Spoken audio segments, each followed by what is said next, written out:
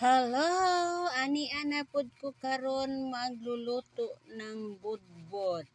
Kining saging guys, ako ni siyang panitan. Butangan mo siya, tagyan mo lang siyang tubig para hindi siya walang tagok, walang Tapos unsay ako aning buhaton, ako ni siya kanyang kidkiron. Kidkiron ako ni siya, ibutang nako sa tinidor para hindi masamad ang akong kuko ug kamot kay sakit kay gusamad. Mao na guys nga ako na siyang gikudkod. Ilagay mo sa tinidor para dili ka magsamad-samad yung mga kamay mo. Ayan. Ipalaman ako ni siya, ianos ko sa palaman guys, nagsuman kasi ako. Ayan yan saging.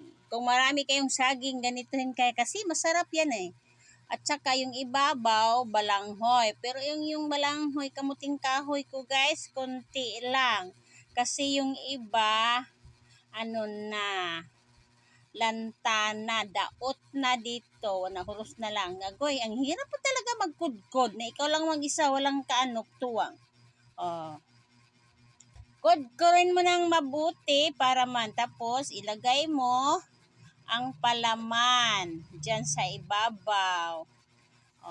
Para talagang masarap. Nagawa na ako ng latik guys. Ayan Para siyang masarap talaga at ilagay mo sa tapos guys yung dahon na madabong bata pa para hindi siya yan ang laki-laki ng bodbod na ginawa ko kasi pangkain lang to namin. Ayan, tapos takpan mo yan ayan na, kain na tayo ngayon mamaya itaano mo siya at tapuin mo na siya mabuti para hindi mapasukan ng tubig kasi wala kaming steam diri guys, wala kaming steam. Ganito na lang ang gagawin ko. Tapos bugutin mo ng mabuti para hindi mapasukan ng tubig kasi wala man tayong steam. Sige lang guys, bibili ako ng steam pag magkapira na ako. Hello! Thank you guys and for watching and God bless you sa iyong panonood. Pwede kayo maggaya-gaya. Iyan Iyon ang ginawa ko na palaman. Panghuli ko lang pinakita guys para matapos ninyo ang video. May mga yan guys, gatas ko nilalagay para dalawang gatas ko nilagay guys. Ayan yan na.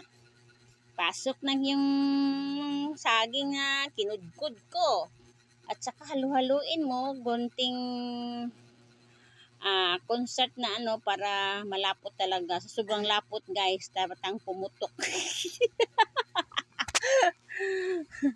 Pumutok sa sarap. Thank you guys and for watching.